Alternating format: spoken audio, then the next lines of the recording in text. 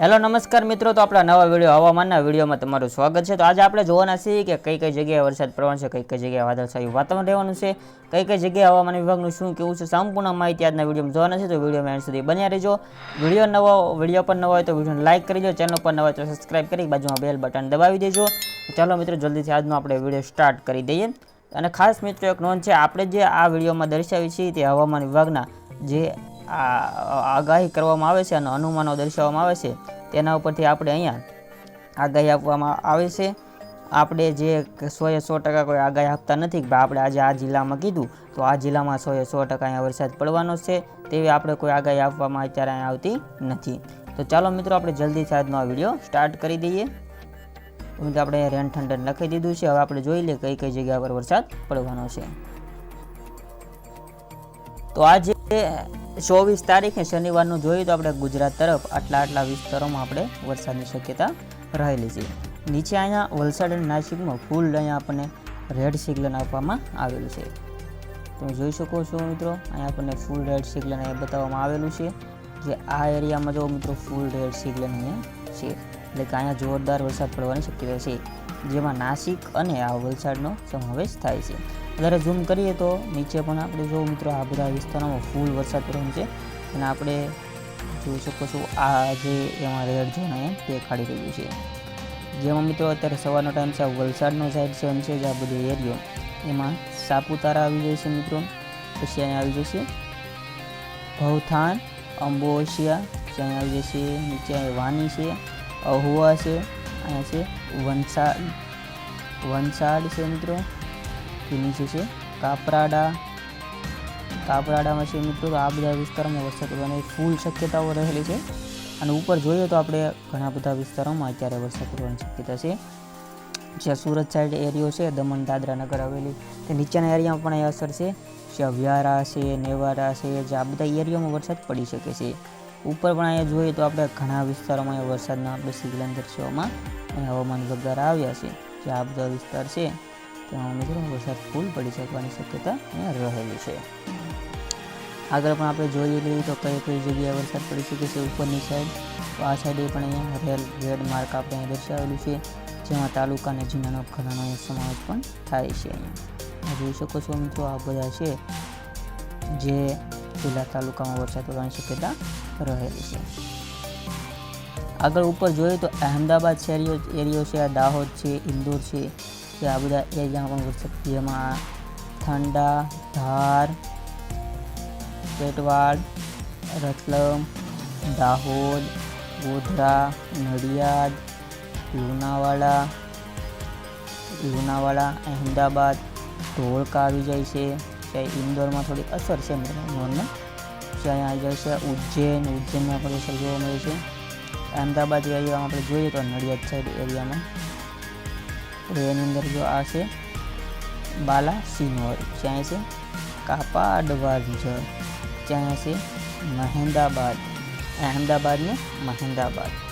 Dholka, Nal Sarovar, વિરામગઢ, Ahmedabad proper city, જે બધા વિસ્તારોમાં વરસાદ પડી શકે છે। નીચે જોઈએ તો નીચેના સાઈડ કઈ કઈ એરિયામાં આપણે જોઈ શકીએ છીએ।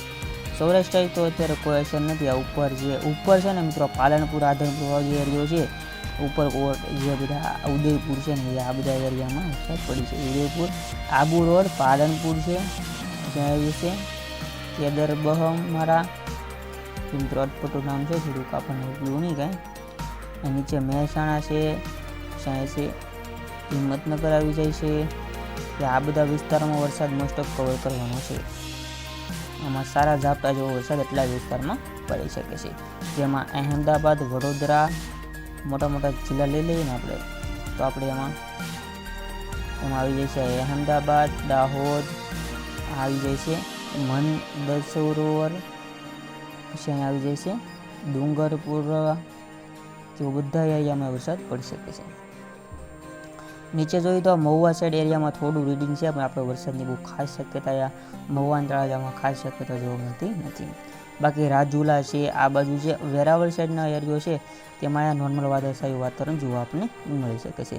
બાકી કોઈ બીજા જિલ્લામાં કે તાલુકામાં આપણને અસર જોવા મળતી નથી. તો આ વચ્ચે જોઈ લઈએ કે હવામાન વિભાગ દ્વારાનું શું કહેવું છે આજના દિવસ માટે. તો વરસાદની આગાહી વચ્ચે અમદાવાદ સહિત અનેક જિલ્લાઓમાં મેઘમહેર, નદીઓમાં પૂર, ડેમ છલકાયા છે.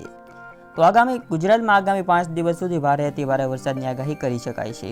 આ દરમિયાન રાજ્યના અનેક જિલ્લાઓમાં હળવાશથી મધ્યમ વરસાદ પડી રહ્યો છે, જેમાં અહેમદાબાદ, ગાંધીનગર, સાબરકાંઠા, દહેગામ, ખેડા, દાતા, અમરેલી, નર્મદા અને છોટાઉદેપુરમાં વરસાદ ખાબક્યો છે. ધારી નજીક આવેલા છેતરપુર ડેમમાં પૂર આવતા ફરીવાર ધારી ખોડિયારમાં ડેમ ઓવરફ્લો થયો છે, જેના કારણે અમરેલી અને ભાવનગર જિલ્લાના ગામડાઓમાં એલર્ટ કરવામાં આવ્યા છે. તો ધારી ગામ છે મિત્રો, જે ખોડિયારમાંનું સ્થાન છે ને ડેમ આવેલો છે, તે અત્યારે ઓવરફ્લો થઈ ગયો છે અને ભાવનગર જિલ્લાના ગામડાઓમાં, અમરેલી અને ભાવનગરના જિલ્લાઓમાં એલર્ટ આપવામાં આવેલું છે. નીચે અહીંયા મુંબઈ સાઈડ તો મિત્રો જોઈ શકો છો સ્લાઇકનો જે 80 થઈ ગઈ છે, એટલે ફૂલ વારે વરસાદ થવાની શક્યતા આજના દિવસમાં રહેલી છે. આગળ વધીએ તો આપણે અમદાવાદ શહેરમાં સતત બીજા દિવસે વરસાદનો માહોલ જામી રહ્યો છે. શહેરમાં રાણીપ, વડજ, ઘાટલોડિયા, ચાંદલોડિયા, ચાણક્યપુરી, નરોડા, કુબેરનગર, એરપોર્ટ, પછી એમાં આવી જશે કોતરપુર, મેમો, સેજપુર સહિતના વિસ્તારોમાં ધોધમાર વરસાદ પડ્યો છે. ભારે વરસાદના લીધે અનેક વિસ્તારોમાં પાણી ભરાઈ ગયા છે. તો ભારે વરસાદના કારણે શેત્રુંજી નદીમાં પૂર, તેના વિશે થોડીક આપણે જોઈ લઈએ. અમરેલી જિલ્લાના બગસરા, ધારી, ખાંભા પંથકમાં વરસાદ વરસ્યો છે. બોરાળા, ચણોકિયા જેવા બધા ગામોમાં શેત્રુંજી નદી પૂર આવતા ફરી ધારી ખોડિયારમાં ડેમનો ઓવરફ્લો 2 દરવાજા ફૂટ ખોલવામાં આવ્યા છે. 2 દરવાજાને મિત્રો 1 ફૂટ ખોલવામાં આવ્યા છે. આવી રીતના મિત્રો ડેમનું છે. બીજી તરફ દહેગામ, સાબરકાંઠા, દાંતાવાડા, છોટાઉદેપુર જિલ્લામાં આજે વહેલી સવારથી વરસાદનો માહોલ સર્જાયો છે. વાદળછાયું વાતાવરણ જોવા મળે છે.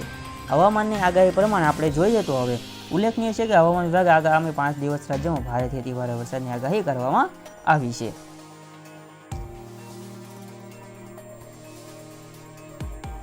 તો આજે 24મી ઓગસ્ટમાં જે 18 જિલ્લાઓમાં વોર્નિંગ કરવામાં આવી છે. આગળ આપણે વધીએ તો હવે આપણે જોઈ લઈએ કે આપણે આ આગાહી વચ્ચે જે વાવાઝોડાની શક્યતા છે કે નથી, તેના વિશે આપણે જોઈ લઈએ. તો આપણે જોઈ શકીએ છીએ કે અહીંયા આપણે વાઇનનું જે છે, વાઇનનું ધીડાર છે, ત્યાં વાઇનનું આપણે ચોંટાડી દીધું છે.